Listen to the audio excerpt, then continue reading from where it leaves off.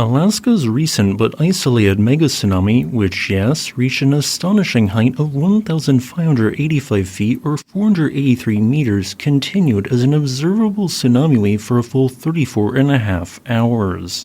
And no, I am not talking about the same wave height, or the time it took the generated tsunami wave to dissipate in the open ocean.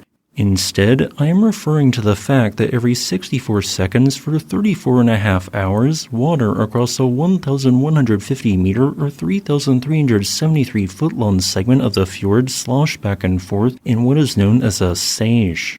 To best explain what a seiche is, consider generating a small wave in a bathtub, then watching how long it takes for the water to go back to its calm level, since it will continue sloshing back and forth, running up the walls of the bathtub for some time.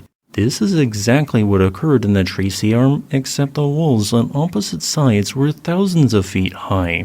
Across the at least 970-fold back-and-forth cycles which occurred, the waves steadily decreased in height as energy was lost and some water per se leaked in the direction of the fjord's open waterway to the northwest.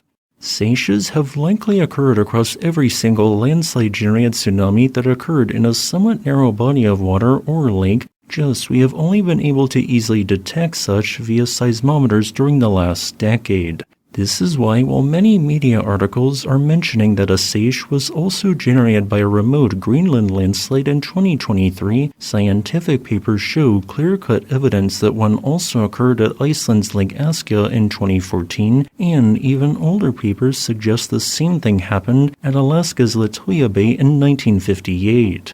This isn't a new phenomenon, it just has been much easier to detect this process as of late due to advances in technology. However, these events are still highly uncommon. Since 1950, landslides not directly caused by a regional tectonic earthquake have only generated a measurable tsunami wave within an Alaskan fjord or lagoon 3 times: 2014, 2024, and 2025. Yet, with continuing glacial retreat having the potential to generate additional similar events worldwide, I want to really stress that more studies and funding are needed to help spot landslides before they have the potential to generate a tsunami or some form of destruction. A highest priority should be placed on studying areas and locations that residents live or tourists frequent, and if any ongoing landslides are found, since they often start slow and small, to actively monitor them for any escalations in motion. In my opinion, landslides are likely to be a growing concern in any region that is experiencing a reduction in glaciers and/or permafrost, not just near sea level in fjords, but also far inland as well. My prior video on this megatsunami got a surprisingly high amount of views, but what came with it were also a large number of questions. The main bit of contention was honestly a mistake on my part, where I incorrectly referred to the tsunami as consisting of a 1,585-foot high wave. This was a poor word choice, as what I meant was a 1,585-foot maximum run-up height. And yes, generally speaking, the amount a tsunami wave runs up a coastline or a wall is generally how we get the definition of a tsunami's height, measuring the distance above the current sea or tide level it traveled upwards vertically.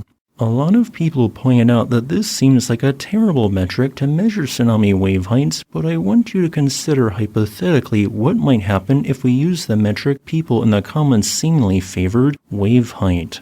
And, for clarification, the definition for a height of a wave is not simply the distance it rises above sea level, but rather the height difference between its crest and trough, with the latter often falling below sea level. As with any wave type, the waves involved in tsunamis are heavily affected by local underwater topography near a shoreline, with wave heights decreasing in a deep ocean but rising as it gets closer to the shoreline. So, a 3-foot-high tsunami wave measured in the deep open ocean might seem fairly harmless if this figure was to be communicated as a quote-unquote 3-foot-high tsunami, only for it to strike a coastline and run up slightly more than 100 feet. This is why we go with maximum run-up height when telling people about a tsunami. Also, it is incredibly difficult to model what heights a wave reached during a Seiche from a landslide during a tsunami, although that did not stop one scientific paper linked in the video description from attempting to model such from Greenland's 2023 landslide-generated tsunami. As a final note, I would like to thank my new patron What To Do for supporting my work.